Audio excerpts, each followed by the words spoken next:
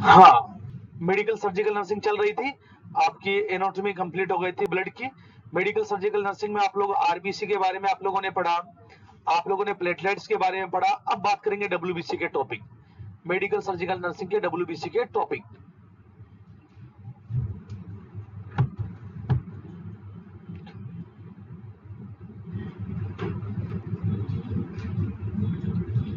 आपको पता है व्हाइट ब्लड सेल्स 4000 से 11000 नॉर्मल है,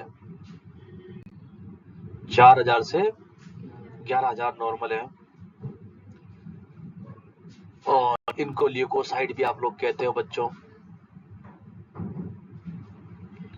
देखो ब्लड बहुत बड़ा बेसिक टॉपिक है, आप अगर ब्लड को ध्यान से पढ़ लेते हो तो कम से भी कम आपने 40% जो बेसिक नॉलेज है पूरी नर्सिंग की आपने ले लिए, मान के चलिए। ब्लड में इतनी बेसिक चीजें आती है कि अगर आपने ब्लड को ध्यान से पढ़ लिया तो 40% बेसिक नॉलेज आपको मिल चुकी है, और वही चीजें बार बार में रिपीट होनी है बस।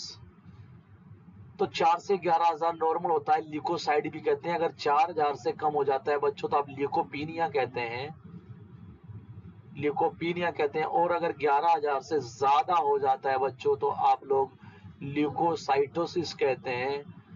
आपको पता है बच्चों ल्यूकोपीनिया की कंडीशन देखो किन किन में देखने को डब्ल्यूबीसी कम हो जाती है, वायरल इन्फेक्शन में। किसमें बताओ बच्चों, मैंने बता रखा है आप लोगों को, वायरल इन्फेक्शन में डब्ल्यूबीसी कम हो जाती है, क्योंकि वायरल क्या करता है, अपने बोन मेरो को सप्रेस करता है।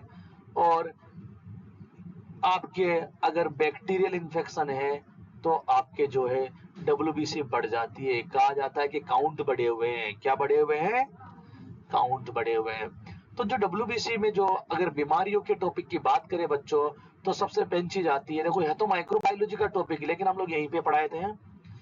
जो मेन यहाँ पर टॉपिक बनता है डब्ल्यूबीसी से रिलेटेड प्यारे बच्चों, तो ये बनता है इन्फेक्शन। क्या बनता है? एक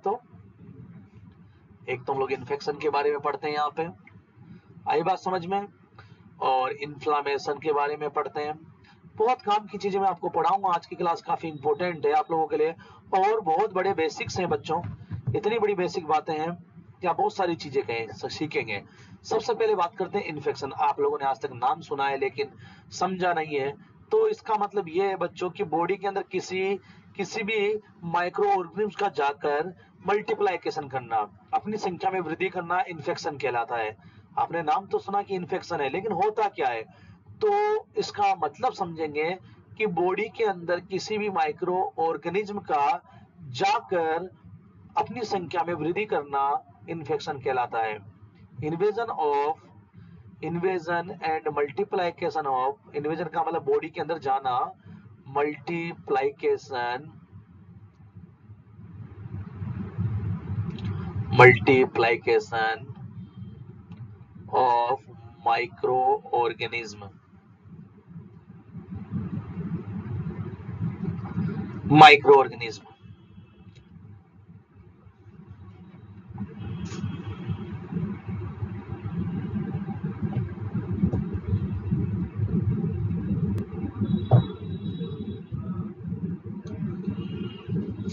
माइक्रो ऑर्गेनिज्म।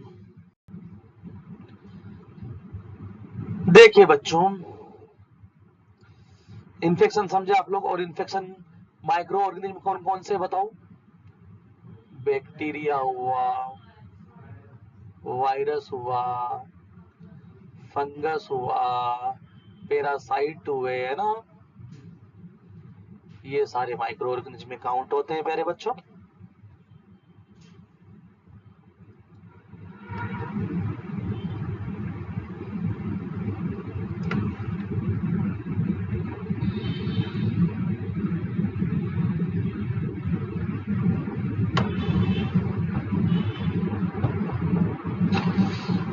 क्लियर? नेक्स्ट आपके पास है बच्चों इन्फेक्शन के बाद इन्फ्लामेशन। आज पता चलेगा तुम्हें कि इन्फ्लामेशन, आप कहते हैं इन्फ्लामेशन का मतलब सड़ान, हिंदी में क्या कहा जाता है बच्चों इसको? सड़ान। देखिए प्यारे बच्चों ये क्या होता है, देखो इधर देखिए आप लोग, इधर देखिए बच्चों, जैसे कि ये कोई व्यक्ति है, सामने देखिए, ये कोई व्यक्ति है, सामने देखो प्यारे बच्चों, सामने देखो,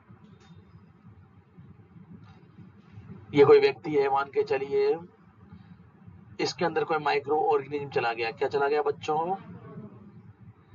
माइक्रो ऑर्गेनिज्म चला गया। तो आपको पता है कि हमारे शरीर के अंदर रोग प्रतिरोधक क्षमता पाई जाती है, डिफेंस मैकेनिज्म पाई जाता है। तो हमारी बॉडी इस माइक्रो ऑर्गेनिज्म को मारने की कोशिश करेगी, और मारने की कोशिश करने के लिए क्या करेगी बच्चों? कैसे मारेगी? मारने के लिए क्या करेगी वो? जैसे ही मान के चलो मैं एक सेल ले लेता हूँ, इस सेल के अंदर कोई माइक्रो ऑर्गेनिज्म है बच्चों, तो ये सेल क्या करेगी? इसके आसपास सड़ान पैदा कर देगी। क्या पैदा कर देगी? और कौन पैदा करेगा सड़ान? WBC। कौन पैदा करेगा बताओ?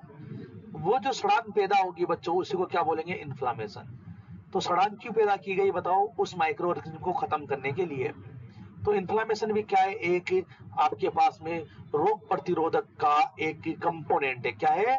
आपका शरीर जो बीमारियों से बचा रहा है आपको, उसी का एक कंपोनेंट है, उसी का एक मैकेनिज्म है। तो inflammation it is a body protective mechanism या defence mechanism. It is body protective. आपको बॉडी को प्रोटेक्शन देने के लिए होता है। Body protection mechanism, body protection mechanism या defence mechanism. Defence mechanism, defence mechanism और बॉडी प्रोटेक्टिव मैकेनिज्म एक ही बात है। आप हिंदी में लिखें बच्चों, बहुत सारे बच्चे हिंदी में लिखे, ज्यादातर बच्चे ये बॉडी के रोग प्रतिरोधक क्षमता का ही एक उदाहरण है। किसका उदाहरण है बताओ? रोग प्रतिरोध। ये एक तरह की रोग प्रतिरोधक क्षमता की एक रिएक्शन है, इन्फ्लामेशन। मोहल्ले में आ गया कोई तुम्हारा पड़ोसी, अब तुम उस पड़ोसी को भगाना चाहते हो तो क्या करते हो बताओ? उसके घर के सामने कचरा डालते हो ना? यही करते हो कि ले एक किराएदार सही नहीं आया, ठाकुर जी तो चले गए, मकान खाली रहता है, किराएदार आ गया कोई तुम्हारे मोहल्ले में बेकार सा, तुम क्या करते हो? उसके सामने कचरे फेंकते हो, कचरे फेंकते हो। तो यही करती है बॉडी भी। कोई माइक्रो ऑर्गेनिज्म आ गया, उसको मारना है तो आसपास WBC क्या करेगी? सड़ान पैदा कर देगी। क्या पैदा कर देगी? और उसमें उस सड़ान के अंदर आपका जो है माइक्रो ऑर्गेनिज्म भी क्या हो जाएगा? खत्म हो जाएगा। तो देखिए बच्चों, क्या क्या साइन होते हैं, ध्यान, वेरी वेरी इंपॉर्टेंट है ये साइन ऑफ इन्फ्लामेशन, बहुत इंपॉर्टेंट।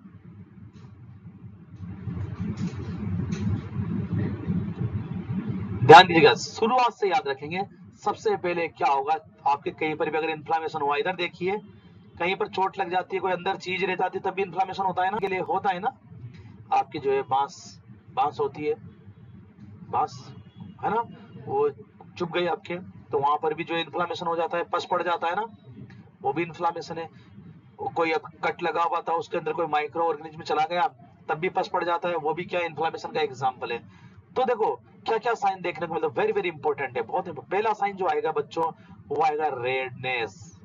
सबसे पहले वहां पे लाल लाल होगा, और रेडनेस होने को बोलते हैं र्यूबर साइन। क्या बोलते हैं बताओ? ये आता है एग्जाम में, र्यूबर साइन।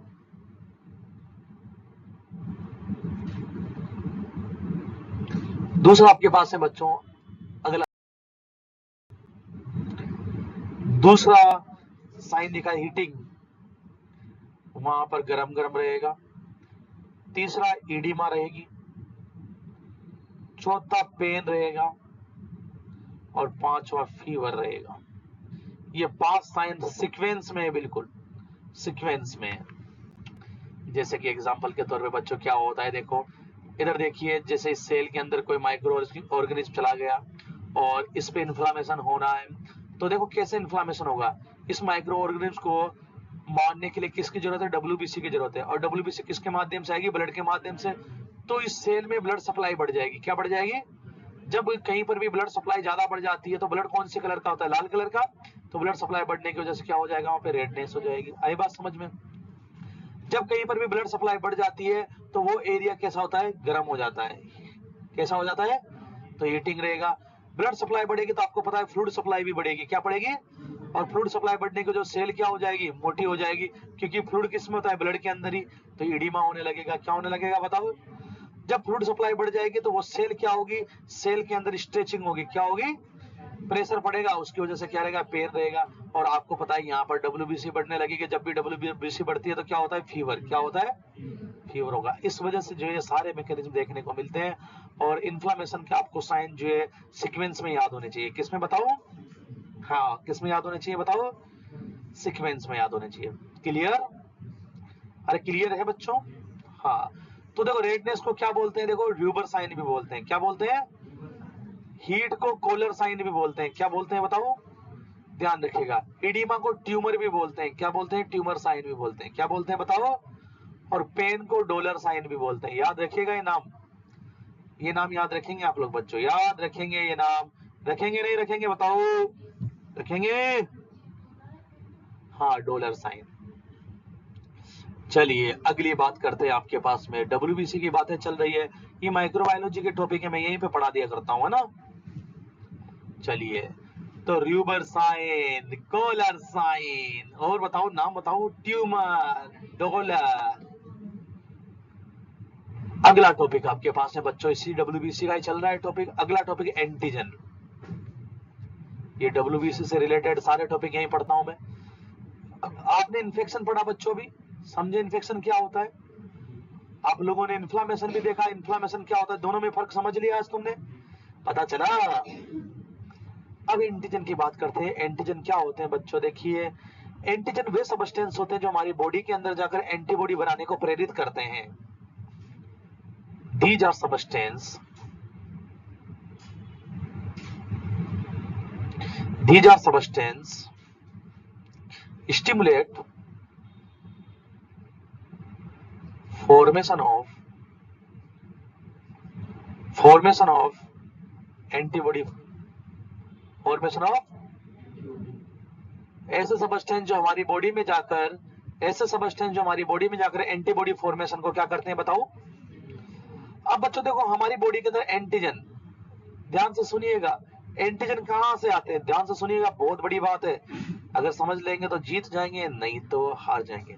दो जगह से, दो तरीके से आपकी बॉडी के अंदर एंटीजन आते हैं। एक तो बाहर से, जिनको बोलते हैं एक्सोजीनस एंटीजन, बाहर से एंटीजन आना। कहां से आना बताओ? बाहर से। और एक आपकी बॉडी के अंदर ही प्रेजेंट होते हैं एंटीजन, जिनको बोलते हैं एंडोजीनस एंटीजन। क्या बोलते हैं बताओ? एक तो एक्सोजीनस एंटीजन, एक ही एंडोजीनस। अब देखिए बच्चों, ध्यान से सुनिएगा मेरी बात को, ध्यान से सुनिएगा मेरी बात को। एक्सोजीनस एंटीजन ही हमारी बॉडी के अंदर एंटीबॉडी फॉर्मेशन को प्रेरित करते हैं। जो हमारी बॉडी में पहले से प्रेजेंट एंटीजन है, वो एंटीबॉडी बनाने को प्रेरित है। पहले से कहां पर प्रेजेंट होते हैं एंटीजन? ध्यान से सुनिएगा, एंडोजीनस एंटीजन आपकी आरबीसी के सरफेस पे होते हैं। कहां होते हैं बताओ? याद रखिएगा, आरबीसी के सरफेस पर जो एंटीजन मौजूद होते हैं वो क्या कहलाते हैं? Endogenous antigen. बहुत बड़ी बात है ये। और एक्सोजीनस एंटीजन कहां से आएंगे? बाहर एनवायरनमेंट से। कहां से आएंगे बताओ? कहां से आएंगे? और इनमें कौन आते हैं बताओ आपके पास में? एक्सोजीनस एंटीजन के अंदर जो माइक्रो ऑर्गेनिज्म होते हैं, कौन है बताओ? कौन है बताओ? माइक्रो ऑर्गेनिज्म जो है आपकी बॉडी में जाकर कुछ केमिकल निकालते हैं, जो कि आपकी एंटीबॉडी फॉर्मेशन को क्या करते हैं? स्टिमुलेट करते हैं। क्या करते हैं बच्चों? अरे समझे नहीं समझे? तो एंडोजीनस एंटीजन कहां पाए जाते हैं? आरबीसी के सरफेस पे। और ये एंडोजीनस एंटीजन कहां होते हैं बताओ बच्चों? हाँ, और इस एंटीजन की वजह से आपका ब्लड ग्रुप होता है। ध्यान रखिएगा आप लोग, इस एंटीजन की वजह से। जैसे मान के चलो कोई ए ग्रुप का व्यक्ति है, किसका व्यक्ति है बताओ? तो उसकी आरबीसी के सरफेस पे ए एंटीजन मौजूद है। कौन सा एंटीजन मौजूद है? तभी तो आप उसको कह रहे हो कि ए ग्रुप का व्यक्ति है। कौन से ग्रुप का व्यक्ति है? अगर बी ग्रुप का व्यक्ति है तो उसके आरबीसी के सरफेस पे कौन सा एंटीजन रहेगा? बी। और अगर ओ ग्रुप का रहेगा तो अभी आगे पढ़ेंगे हम लोग, इस बात में सारी की सारी चीजें पढ़ेंगे। तो बच्चों ध्यान से सुनिएगा, केवल एंटीबॉडी बनाने को कौन प्रेरित करेगा बताओ? Only exogenous antigen. कौन सा बताओ? यही जो है आपके पास में एंटीबॉडी बनाने को स्टिमुलेट करता है, बनाने को स्टिमुलेट करता है बच्चों। आपको पता चल गया एंटीजन किसे कहते हैं बताओ? कौन होते हैं एंटीजन बताओ? वे पदार्थ जो एंटीबॉडी फॉर्मेशन को, तो कौन से वाले एंटीबॉडी फॉर्मेशन को स्टिमुलेट करते हैं? एक्सोजीनस एंडोजीनस, क्योंकि वो तो हमारे शरीर में बचपन से ही प्रेजेंट है ना?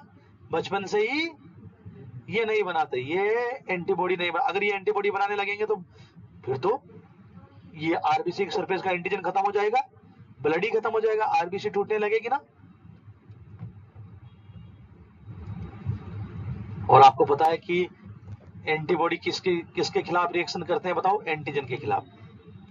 बात करते हैं एंटीबॉडी की। अगला टॉपिक बहुत बड़ा, और ये तो बहुत खतरनाक बातें बता रहे हो आप आज तो। एंटीबॉडी, अगली बात एंटीबॉडी की, किसकी बच्चों? और एंटीबॉडी का दूसरा नाम अंधेरे में भी याद हो। आपको अंधेरे में भी चीजें याद रहती नहीं रहती है?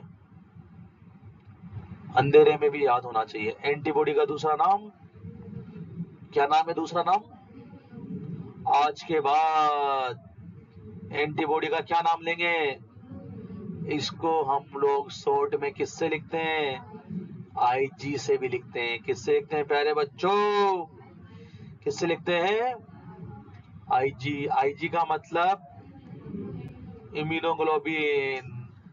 बताइए एंटीबॉडी फॉर्मेशन, एंटीबॉडी का निर्माण किससे होता है? कोई बता सकता है? कौन बनाता है एंटीबॉडी? बताओ कौन बनाता है एंटीबॉडी?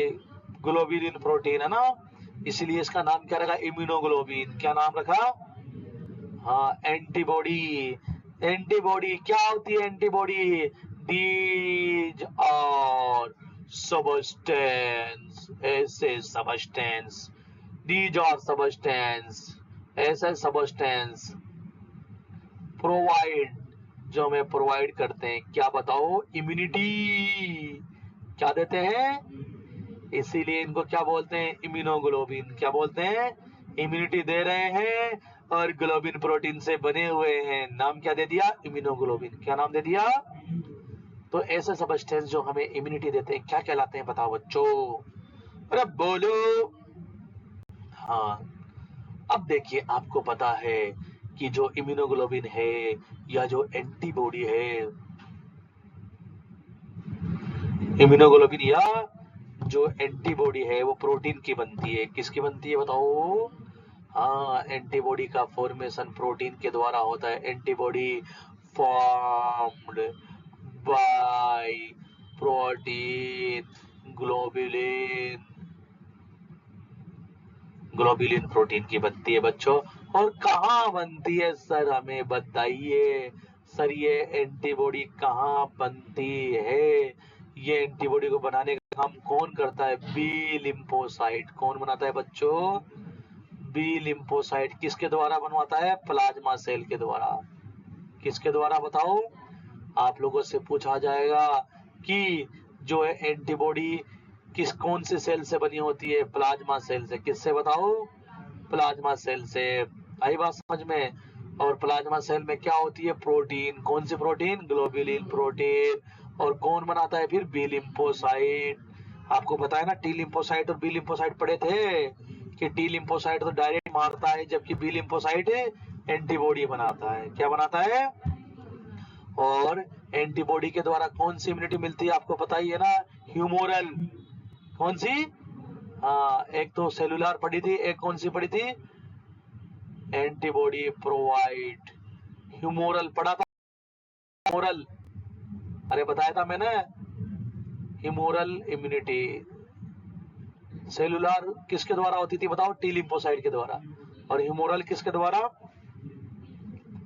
सब सब चली गाड़ी, चली गाड़ी।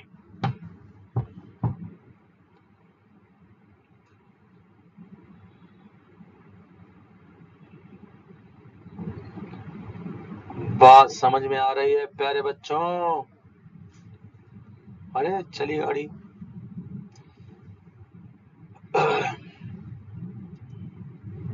चलिए बात करते हैं टाइप्स ऑफ एंटीबॉडी के।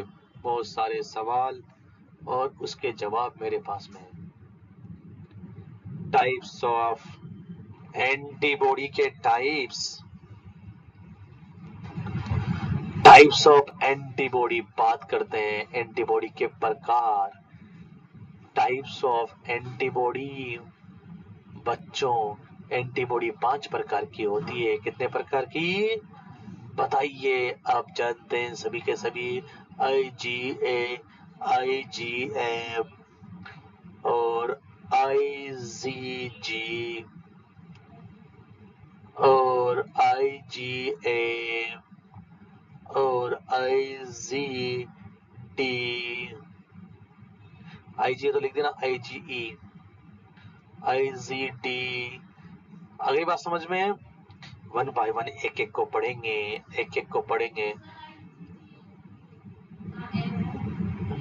ये एम है, एम, AMGED कैसे भी याद कर सकते हो, इतने प्रकार की है।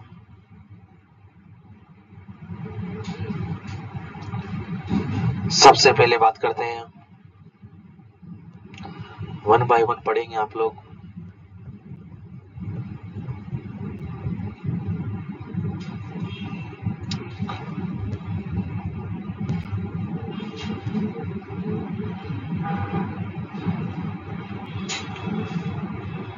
IgA की बात करते हैं।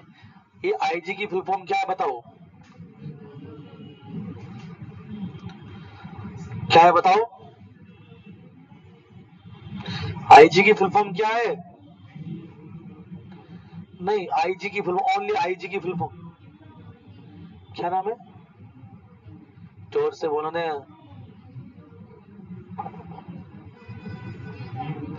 हाँ,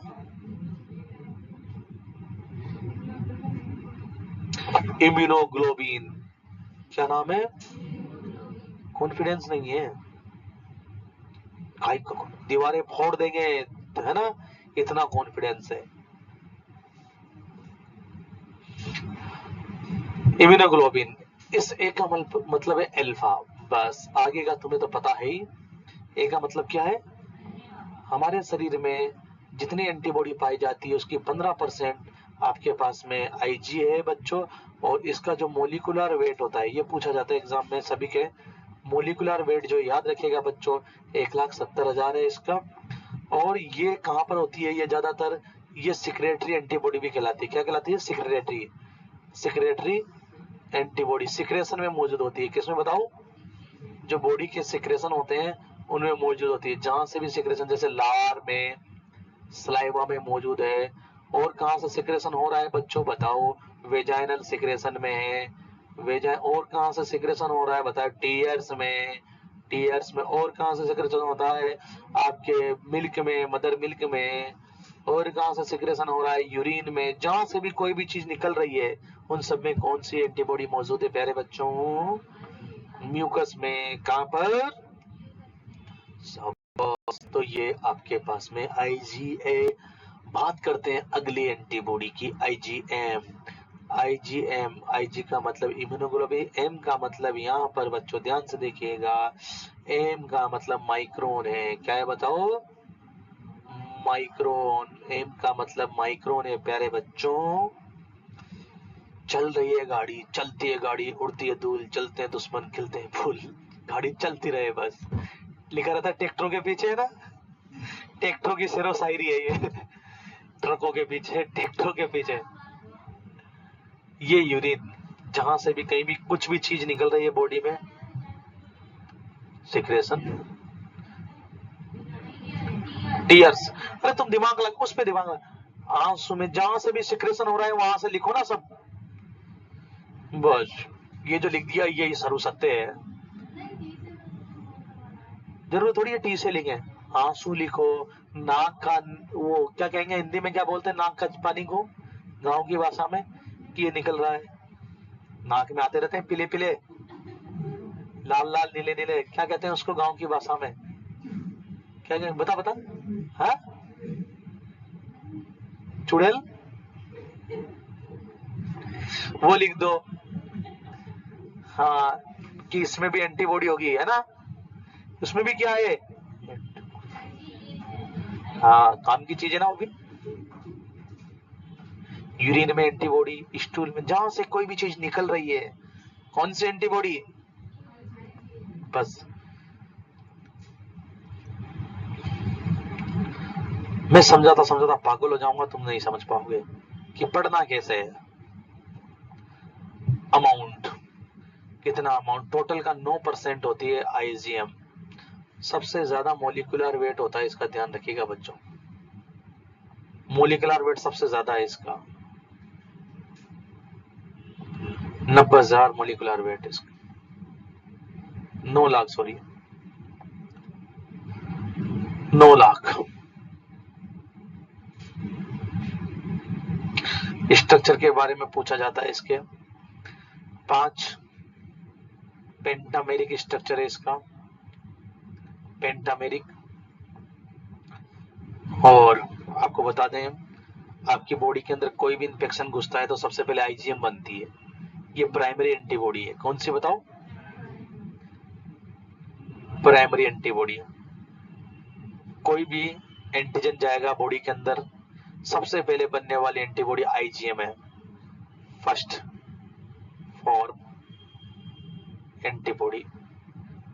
किसी बीमारी का एक्यूट और क्रोनिक पता करना होता है तो हम आईजीएम ही चेक करते हैं। कोई भी बीमारी एक्यूट है या क्रोनिक है उसका पता करने के लिए हम लोग क्या चेक करते हैं? आईजीएम। अगर आईजीएम बनी हुई है तो एक्यूट है बीमारी, अभी हुई है थोड़े दिन पहले, है ना? क्योंकि अगर बीमारी होती तो सबसे पहले कौन सी एंटीबॉडी बनती है बताओ? आईजीएम। तो ध्यान रखिएगा, एक्यूट बीमारी का पता करने के लिए हम लोग इसी को चेक करते हैं। अगली आपके पास में आईजीजी। जी का मतलब, आईजी का मतलब तो जानते हो ना बच्चों, जी का मतलब गामा। और यहां से सवाल निश्चित है, 100% क्वेश्चन यहीं से बनता है। अगर आप कुछ भी याद नहीं कर रहे, इसको भी याद कर रहे हो तो आपका काम हो गया, एंटीबॉडी पढ़ ली तुमने, मान के चलिए।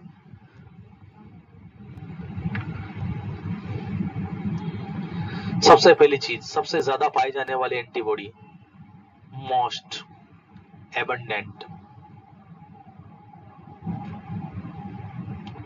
सबसे ज्यादा पाए जाने वाले antibody, highly amount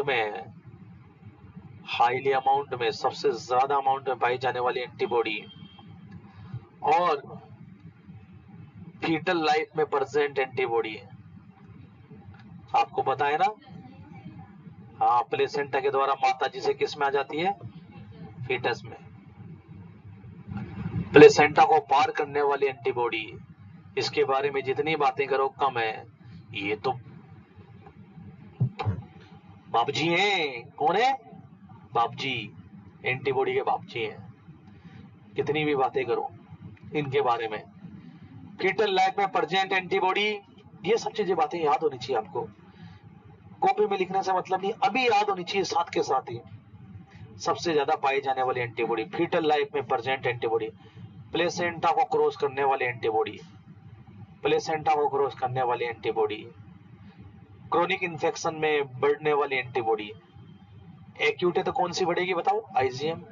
chronic infection में बढ़ने वाली एंटीबॉडी। आई बात समझ में?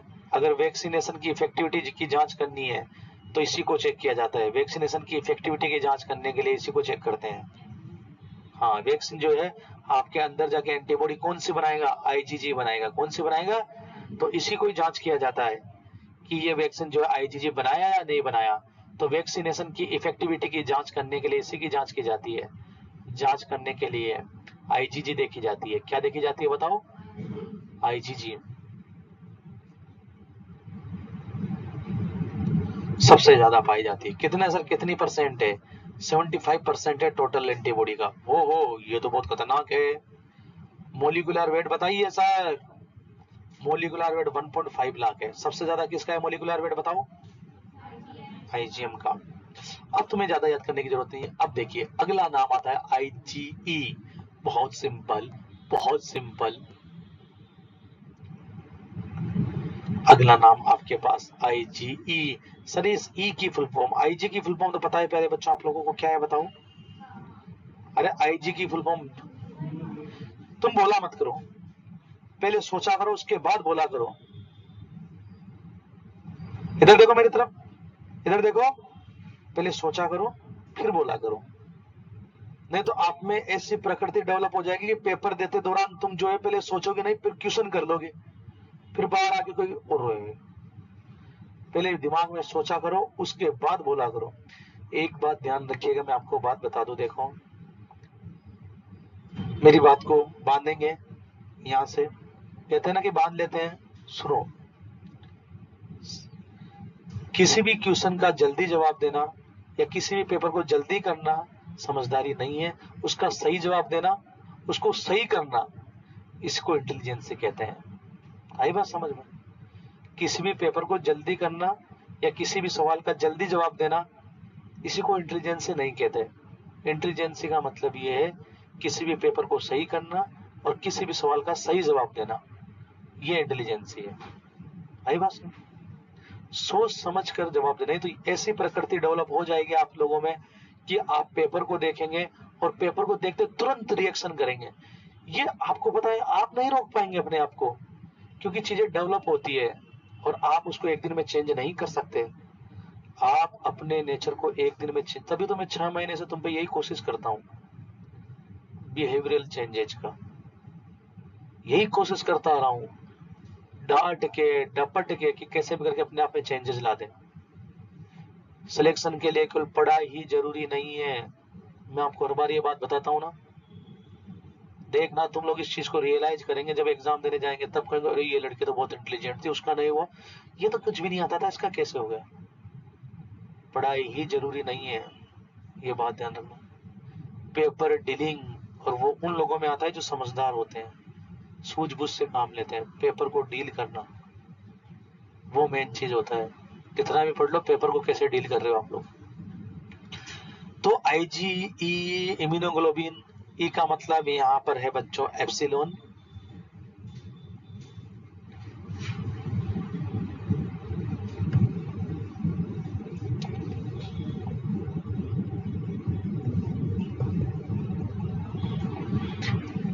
देखिए आगे,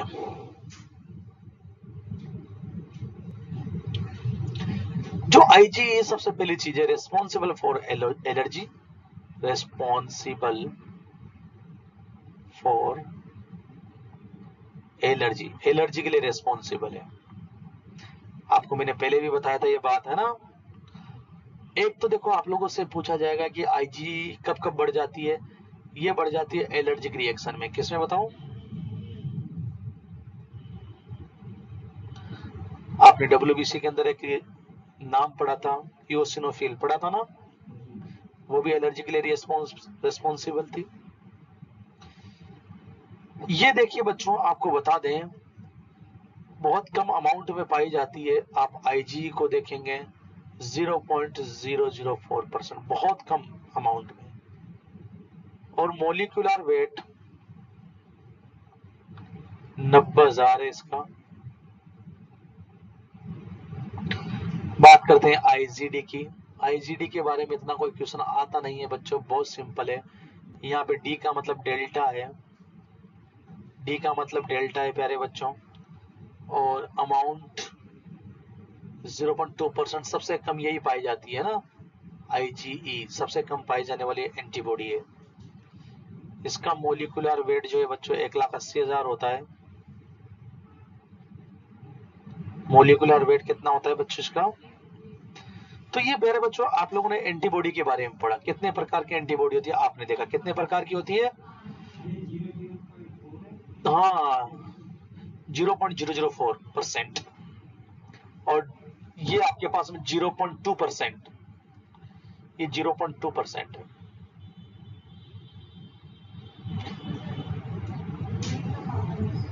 नहीं, इसका सवाल भी बहुत कम से नहीं पूछा जाता। अरे इतनी इंपॉर्टेंट चीजें पढ़ी है, शादी में गए, एक से एक चीजें खाने को मिल रही है, वहां कौन पूछ रहा है रोजमर्रा की खाने वाली चीजों को? अरे दाल तो रोज ही खाते हैं, क्या दाल क्या चावल, है ना, खाएंगे। और अच्छा ये है, ये खाऊं आज, नई नई चीजें खाते हैं ना, ये तो रोज ही खाते हैं। तो वही चीजें हैं। देखो, इंसान ही है पेपर बनाने वाला भी, और सबका माइंड एक जैसे काम करता है, आपको बता दें, अलग नहीं करता। वो वही पूछता है जो उसको आता है। मैं वही तो पूछूंगा तुमसे जो मुझे आता है, वो पूछने लग जाओ जो मुझे नहीं आता है, तो फिर तो माइंड सबके एक जैसे ही काम करते हैं। एग्जामिनर का भी वो वही पूछता है जिसके बारे में उसको कंफर्म नॉलेज है। कल करे कोई त्रुटि आ जाए तो उसको एक्सप्लेनेशन देना पड़ेगा ना, रिटर्न में एक्सप्लेन करना पड़ेगा उन चीजों को। तो ये चीजें ध्यान रखा करो। इसलिए जो है ज्यादा अननेसेसरी चीजें पढ़ने से भी कोई फायदा नहीं है, ज्यादा अननेसेसरी चीजें पढ़ने से भी कोई फायदा नहीं है, और बहुत कम पढ़ने से भी कोई फायदा नहीं है। एक तो तुम इतना सा पढ़ लो। कभी कभी क्या होता है बच्चों, आपकी जो एंटीबॉडी है वो ज्यादा काम करना स्टार्ट कर जाती है। है बात समझ में? आपका जो इम्यून सिस्टम है, इधर देखो, अगर एंटीबॉडी नॉर्मल काम कर रही है तो कोई दिक्कत ही नहीं है। अगर एंटीबॉडी ज्यादा काम करना स्टार्ट कर जाए, हाइपर स्टिमुलेट हो जाए, क्या हो जाए बताओ? बिना फालतू में ही लड़ाइयां कर रही है अंदर, बिना फालतू में ही दमदार है, ताकतवर है घर में आदमी, तो नो बात सही है, दमदार है, कभी दिक्कत आएगा तो लड़ लेगा ना। लेकिन दमदार है, ताकतवर है, घर वालों को पीटना स्टार्ट कर दे तो फिर तो नुकसान आएगा ना। तो एंटीबॉडी भी कभी कभी हाइपर होकर अपने जो बॉडी के ऑर्गन है उनको नुकसान पहुंचाना स्टार्ट कर देती है, और फिर एक बीमारी हो जाती है जिसे बोलते हैं ऑटोइम्यून डिजीज। क्या बोलते हैं बच्चों? ये बात ध्यान रखिएगा। आप बहुत बार लिखते हो ना कि दीज आर ऑटोइम्यून डिजीज, ये ऑटोइम्यून डिजीज है, तो ऑटोइम्यून डिजीज का मतलब क्या है बताओ? हाँ, एंटीबॉडी घर का बेदी लंका ढाए। है बात समझ में? ये हो जाता है मामला, ये आस्तीन का सांप बढ़ जाती है फिर। तो ज्यादा एंटीबॉडी भी सही नहीं है, मतलब ज्यादा हाइपर हो जाए तो, है ना। चलिए बच्चों, तो ये आपने पढ़ा देखो डब्ल्यूबीसी के बारे में। किसके बारे में बच्चों? डब्ल्यूबीसी के बारे में। चलिए